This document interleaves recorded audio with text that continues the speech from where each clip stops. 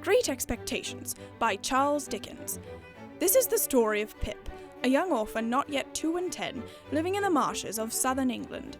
On a visit to his parents' graves, an escaped convict appears, threatens him, and tells him to get him some bread. Pip was so nice about it that the convict never forgot. Pip lives with his abusive sister and kind brother-in-law Joe. Joe and Pip are good friends, until Pip is taken away by a mysterious lawyer. The lawyer introduces Pip to Estella, the ward of Miss Havisham, a loony old lady who always wears her wedding dress, even though she's not married. Pip is paid to play with Estella in front of Miss Havisham because she likes to watch.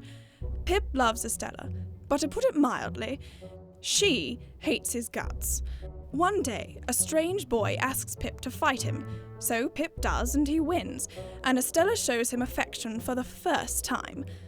On his way home, Pip finds his sister has been hit over the head and is now an invalid. Pip's good friend Biddy comes to live with them. Then, a familiar face tells Pip that someone has made him a gentleman. Pip gets some new togs and moves to London.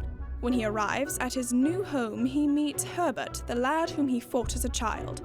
Years later, Pip returns home for Miss Havisham's birthday. Pip is surprised at the blossoming maturity of Estella, and he obeys when Miss Havisham tells him to love her, love her, love her. Years pass, and Pip throws tons of extravagant parties. Meanwhile, his sister dies. At this point, the convict from the beginning of the story returns. He tells Pip that he is the one who is paid for him to become a gentleman. Pip is devastated. One night, while on a walk, Pip gets attacked by the same thug who attempted to kill Pip's sister. Luckily, Herbert comes to the rescue and Pip is saved. Then he goes on the lam with his vicious criminal father figure, but the poor old bugger drops dead before they leave the country. Now alone and penniless, Pip falls gravely ill. However, his childhood friend Joe comes to nurse him back to health and pays his debts, but he leaves not so secretly in the night. Pip returns home immediately to propose to Biddy, but finds her married to Joe. Pip goes to India to work with his good friend Herbert, and dancing ensues. Pip returns home, where he visits his family and shakes an apple.